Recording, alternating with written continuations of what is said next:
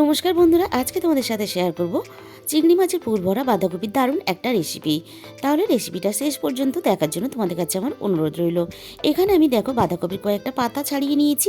এবার এই যে শক্ত ডাঁটাটা আমি কেটে বাদ দিয়ে দেব।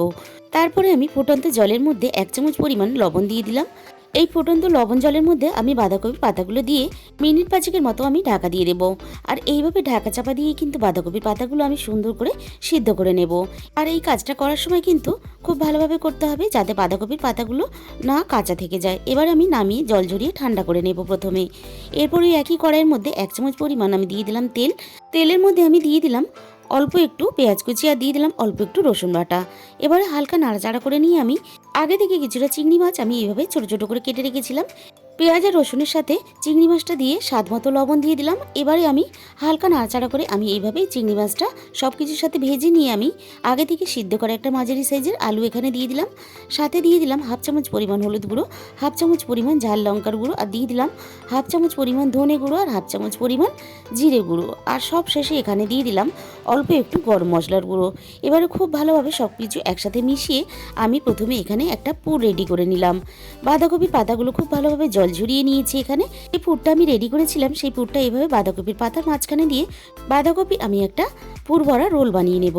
তাহলে বন্ধুরা, আজকের এই রেসিপিটা তোমাদের যদি ভালো লেগে থাকে আমার চ্যানেলটাকে সাবস্ক্রাইব করে পাশে থাকা বেল আইকনটা প্রেস করে দিও, যাতে আমি কোনো নতুন রেসিপি আপলোড করলে সবার আগে তোমার কাছে পৌঁছায়। আমি সবকটা দেখো একইভাবে বাঁধাকপির পুর ভরা রোল বানিয়ে নিলাম। এরপরে আমি একটা বাটির মধ্যে প্রয়োজন মতন বেসন নিয়ে নিলাম। বেসনের মধ্যে আমি প্রয়োজন মতো লবণ দিয়ে দিলাম আর দিয়ে দিলাম সামান্য পরিমাণ হলুদ গুঁড়ো। এবার অল্প অল্প করে জল দিয়ে আমি একটা ব্যাটার বানিয়ে নেব। এখানে কিন্তু খুব বেশি ঘন ব্যাটার বানালে হবে না, পাতলা ব্যাটার বানাতে হবে। অপরদিকে ওই একই কড়াইয়ের মধ্যে তেল গরম করতে দিয়ে আমি দেখো বাঁধাকপির পুর ভরা রোলটাকে এইভাবে বেসনের মধ্যে কোট করে নিয়ে তেলের মধ্যে আমি দিয়ে সবগুলোকে ভেজে নেব। আর অল্প একটু চিংড়ি মাছ দিয়ে এই রেসিপিটা বানালে তোমরা বুঝতে পারবে কতটা টেস্টি হয়।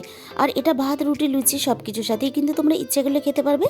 এখানে আমি প্রথম ব্যাচেরগুলো খুব ভালোভাবে উল্টোপাল্টা লাল লাল করে ভেজে তুলে নিলাম। বাকিগুলো ঠিক একইভাবে তেলের মধ্যে দিয়ে উল্টোপাল্টা আমি লাল লাল করে ভেজে তুলে নেব। সবগুলো আমার এখানে ভাজা রেডি হয়ে গেছে। ওই একই তেলের মধ্যে আমি ফোড়নে দিয়ে দিলাম অল্প একটু গোটা জিরে। এ থেকে একটা মাঝারি সাইজের আলু আমি কেটে রেখেছিলাম, সেটা তেলের মধ্যে দিয়ে দিলাম। আলুটা একটু হালকা নাড়াচাড়া করে নিয়ে আমি এখানে দিয়ে দিলাম মাঝারি সাইজের একটা পেঁয়াজ কুচি। আলুর সাথে এখানে পেঁয়াজটা একটু হালকা নাড়াচাড়া করে ভেজে নিয়ে আমি এখানে দিয়ে দিলাম 1 চামচ পরিমাণ গ্রেট করা আদা রসুন বাটা।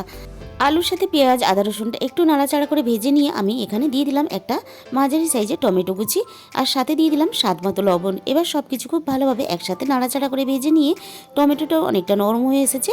সামান্য পরিমাণ জল দিয়ে দিলাম যাতে না মশলাটা পুড়ে যায়। দিয়ে দিলাম 1 চামচ পরিমাণ হলুদ গুঁড়ো, দিয়ে দিলাম 1 চামচ পরিমাণ ঝাল লঙ্কার গুঁড়ো, দিয়ে দিলাম 1/2 চামচ পরিমাণ জিরে গুঁড়ো, 1/2 চামচ পরিমাণ ধনে গুঁড়ো। আর সব শেষে এখানে দিয়ে দিলাম কালারের জন্য অল্প একটু কাশ্মীরি লঙ্কার গুঁড়ো। মটরশুঁটিটা এখানে দিতে ভুলে গেছিলাম, তাই মটরশুঁটিটা এখন দিয়ে দিলাম। এবারে সব কিছু খুব ভালোভাবে মশলার সাথে কষিয়ে নিয়ে যখন মশলা থেকে তেল ছাড়তে শুরু করে দিয়েছে, এখানে আমি প্রয়োজন মতো জল দিয়ে দিলাম। ঝোলের পরিমাণটা কিন্তু তোমরা তোমাদের নিজেদের মতন করে বাড়িয়ে কমিয়ে নিতে পারো। এবার সব কিছু খুব ভালোভাবে মিশিয়ে আমি এখানে ঢাকা চাপা দিয়ে খুব ভালোভাবে সিদ্ধ হওয়ার জন্য অপেক্ষা করব। আমি ঢাকা খুলে কিছুক্ষণ পরে চেক করে নেব। আলুগুলো কিন্তু এখানে খুব ভালোভাবে আমার সিদ্ধ হয়ে গেছে। এই পর্যায়ে আমি বাঁধাকপির পুর ভরা রোলগুলোকে ঝোলের মধ্যে দিয়ে দিলাম। এবারে আমি সব কিছু একসাথে মিনিট 5 এখানে আরও ফুটতে দেব। এবারে সবশেষে এখানে দিয়ে দিলাম অল্প একটু গরম মশলার গুঁড়ো আর দিয়ে দিলাম 1 মুঠো ধনেপাতা কুচি। এবার সব কিছু একসাথে মিশিয়ে নিলেই কিন্তু এখানে রেডি হয়ে গেল দারুণ একটা চিংড়ি মাছের পুর ভরা রেসিপি। তাহলে আজকে এই পর্যন্ত, দেখা হবে অন্য ভিডিওর সাথে।